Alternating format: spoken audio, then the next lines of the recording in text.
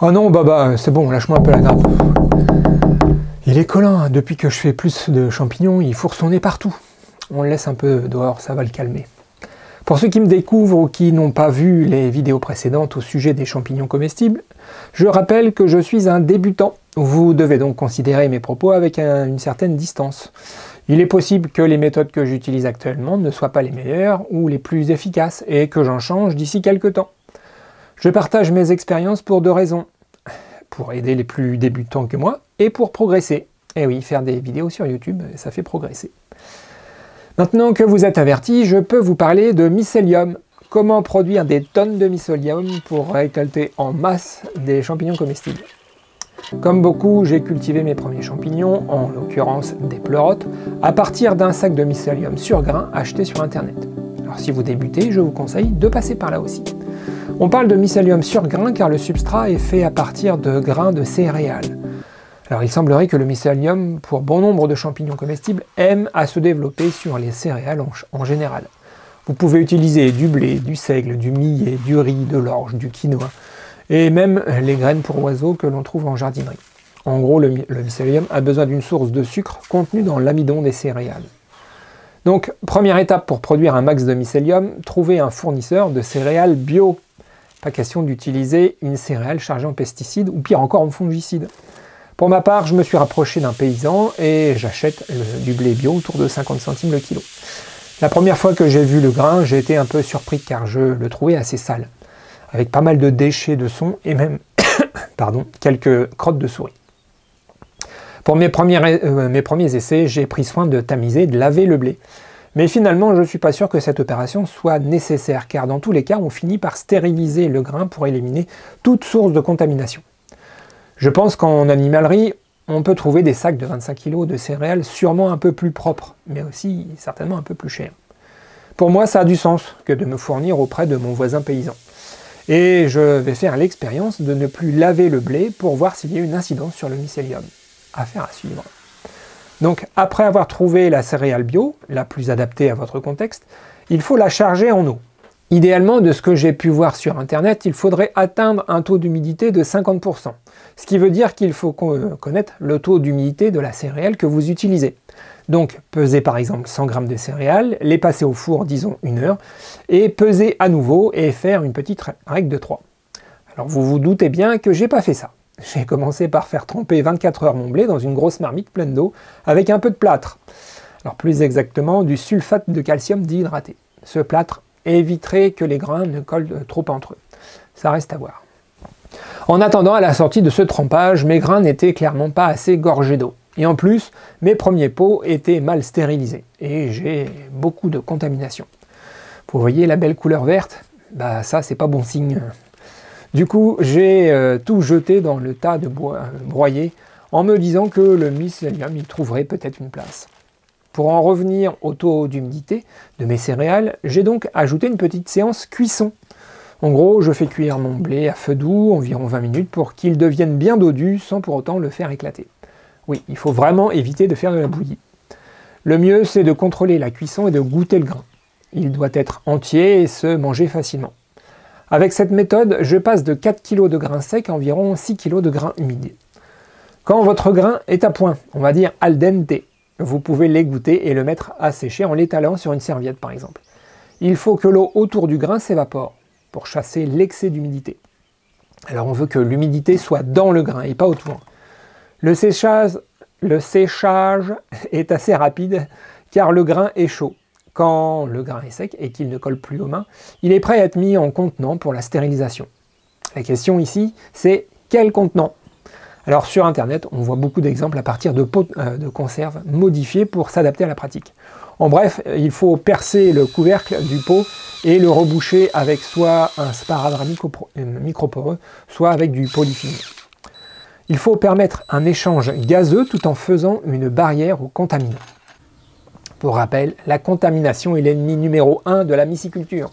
Exit, bactéries, moisissures, verticillium, fongicole et autres mythes. J'ai moi aussi fait mes pots avec un filtre, mais aussi un port d'injection. Mais je crois que finalement, il y a plus simple, et surtout dans une approche de production de masse. Faire du mycélium dans des pots à confiture, ça me paraît trop petit pour mon projet semi-professionnel. J'ai donc choisi d'utiliser des sacs plastiques. Et oui, les revoilà. Je crois que ça va être difficile de s'en passer. On verra plus tard quand j'aurai plus d'expérience. Pour le moment, les sacs plastiques stérilisables sont vraiment parfaits pour moi. Je peux mettre jusqu'à 3 kg de grains par sac et mettre 3 sacs dans ma cocotte, soit stériliser 9 kg à la fois. Si vous cherchez le genre de sac que j'utilise, je vous ai mis les liens dans la description. Les sacs sont déjà équipés d'un filtre respirant et ils sont prévus pour résister à la chaleur. Avec un sac de 3 kg, je vous rappelle que l'on peut larder ou ensemencer 30 kg de substrat humide de fructification.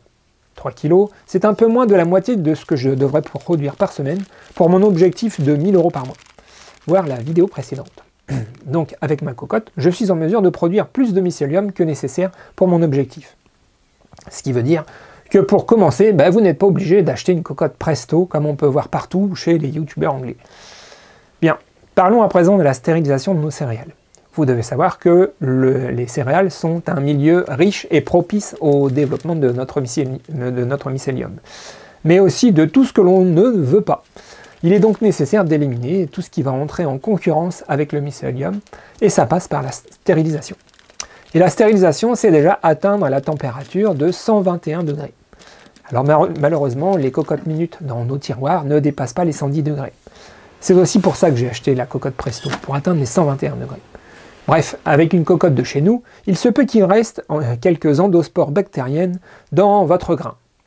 C'est pour cette raison aussi que l'on fait tremper le grain 12 à 24 heures dans l'eau. C'est pour faire germer les endospores. Car une fois qu'elles ont germé, elles sont plus sensibles à la chaleur et seront mieux éliminées, même avec une température de seulement 110 degrés. Alors maintenant, reste à déterminer le temps nécessaire pour stériliser à cœur les sacs de grains. Je n'ai pas encore de ratio à vous donner et je fonctionne de façon empirique. Je peux vous dire déjà que 2 sacs de 3 kg stérilisés à 15 PSI, soit 121 degrés durant 1 heure, c'est pas assez. Et 3 sacs de 3 kg stérilisés durant 2h30, ça semble suffisant pour du mycélium de pleurote. Mais pas assez pour du mycélium plus lent à coloniser comme le shiitake. Aujourd'hui, j'en suis à stériliser 3 sacs de 2 kg durant 2h30, donc avec des sacs un peu plus petits. Mais c'est à prendre avec des pincettes. Enfin, c'est déjà une base. Il faut que vous fassiez votre propre expérience. Surtout que je n'ai pas de chiffres à vous donner avec une cocotte française. Maintenant, reste à déterminer combien d'eau il faut mettre dans la cocotte pour obtenir 2h30 de stérilisation. Surtout, soyez prudent avec ça, surtout au début. Je vous rappelle qu'une cocotte, c'est une bombe en puissance. Donc pour ma part, en mettant 3,5 litres d'eau dans ma cocotte, il reste environ 1 litre après 2h30. On pourrait dire que je consomme approximativement 1 litre à l'heure. Quand le temps est écoulé, vous pouvez éteindre le feu et laisser refroidir doucement. Moi, je laisse faire durant la nuit. Le lendemain, mes sacs sont prêts à être ensemencés avec le mycélium de départ que vous avez acheté. Pour faire simple, vous avez 2 méthodes pour ensemencer votre grain. Soit vous achetez du mycélium sur grain et vous transférez un peu de ce grain, c'est-à-dire 10% du poids de votre sac stérilisé, soit vous achetez du mycélium liquide et vous injectez un peu de la solution directement dans le grain. J'ai essayé les 2 méthodes. La première méthode de grain à grain de céréales est un peu plus sensible à la contamination, je trouve, car il faut ouvrir largement le sac pour y ajouter, dans mon cas, 300 g de mycélium. Cette manipulation m'a donné l'occasion de tester la boîte à gants. Oui, c'est une boîte qui doit vous permettre de limiter la contamination en faisant les manipulations à l'intérieur. Il faut trouver une boîte plastique transparente d'une bonne capacité, minimum 50 litres. Faire 2 trous de 100 mm pour y coller des gants. Moi, j'ai pas pris la peine de mettre les gants car j'ai senti que ça n'allait pas me convenir. En fait, c'est assez difficile de transférer du grain dans des sacs de 3 kg. On n'est pas du tout à l'aise et on manque d'espace. Je pense que ce genre de boîte est plutôt adapté à des manipulations de boîtes de pétri ou des boîtes de conserve. En tout cas, moi, je n'en suis pas satisfait.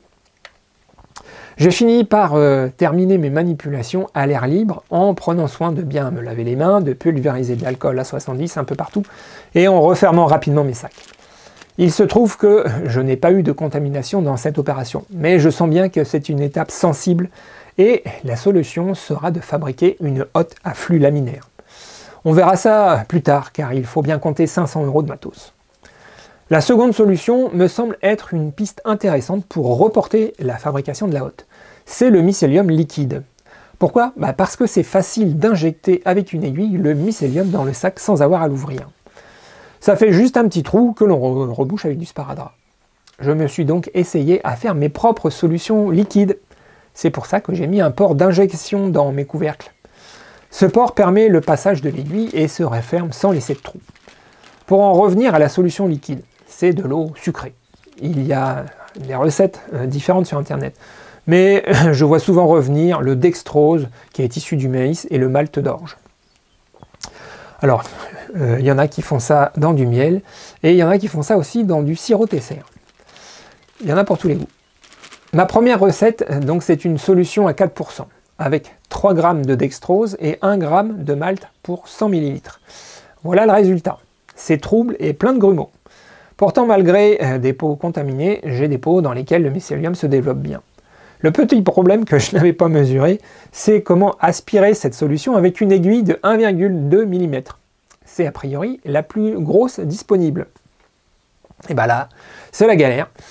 Les particules grossières de malt viennent boucher l'aiguille en aspiration et en refoulement. Ça ne va pas du tout. En réalité, j'ai pas pris en compte un détail. Il existe différents malts. Le premier que j'ai commandé est un malt grossier et il faut du fin. Entre-temps, j'ai fait un essai avec simplement du dextrose. Et j'ai une solution bien plus limpide dans laquelle on voit bien le mycélium se développer. À ce stade, je ne sais pas encore quel est le rôle du malt. Et j'ai donc refait une tournée de pot avec cette fois-ci du malt clair. Alors je dois encore progresser dans la préparation de mes solutions liquides. Mais c'est déjà, je trouve, assez concluant. Voilà un exemple sur le pleurote de l'orme. J'ai le même jour lardé un sac de 3 kg de grains avec du grain acheté à la mycosphère. Et un autre sac dans lequel j'ai injecté 2 ml de solution liquide. Au début, j'ai cru que c'était un fiasco, car la colonisation progressait rapidement dans le sac lardé au grain, alors qu'il ne se passait rien dans le sac inoculé à la culture liquide. C'est seulement après plus d'une semaine que j'ai vu le rond blanc apparaître. Et après, la croissance a été vraiment impressionnante.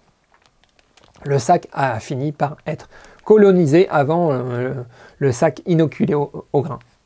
Je pense que les solutions liquides peuvent accélérer le processus de colonisation, mais je suis encore trop ignorant sur le sujet. J'ai fait d'autres essais avec d'autres espèces de champignons, mais avec moins de succès. C'est ce qui m'a permis de comprendre que mes premiers sacs de grains n'étaient pas stérilisés assez longtemps. Une petite astuce qui vient de Andreas, mon prof champi. Pour savoir si vos sacs sont bien stériles, faites un sac de test dans lequel vous ne mettez rien et laissez-le dans votre chambre d'incubation 15 jours. S'il ne bouge pas, c'est qu'il est bien stérilisé. Dans le cas contraire, vous devriez voir du monde apparaître. Bien, maintenant, vous en savez un peu plus sur la production du mycélium. À présent, vous devez faire correspondre votre besoin de mycélium avec vos objectifs de production. Dans votre planning, il faut planifier de façon hebdomadaire la fabrication de ce mycélium. Pour ma part, j'en suis rendu à ce stade à préparer 3 sacs de 2 kg. J'ai réduit la quantité de céréales dans mes petits sacs pour obtenir une meilleure stérilisation. À cela, je pense bien à mélanger soigneusement le sac après inoculation, ce qui semble me donner des résultats plus satisfaisants. Regardez ce sac, il a moins d'une semaine. Pour tous ceux qui envisagent de mettre le nez dans les champis et qui débutent, commencez avec 1 ou 2 variétés de pleurotes et faites bien attention aux conditions de culture données par le fournisseur. N'essayez pas de cultiver des pleurotes roses en hiver dans une cave froide. Moi, j'ai voulu aller vite, comme d'habitude. J'ai commandé des pleurotes, des shiitakes, des strophères, des hydnes et hérissons. Et regardez où j'en suis. Voilà mon mycélium de shiitake. Voilà celui de strophère. Et voilà ma culture liquide d'hydnes et hérissons. Je pense que je n'ai pas besoin de vous en dire plus. À présent, il reste à utiliser tout ce mycélium. Si ça vous intéresse, ça peut être l'objet de la prochaine vidéo. On pourrait essayer plusieurs substrats de fructification. En attendant, je vous dis à bientôt. Je vais aller voir un peu Baba et je crois qu'il n'est pas content. Et je ne suis pas un monstre non plus.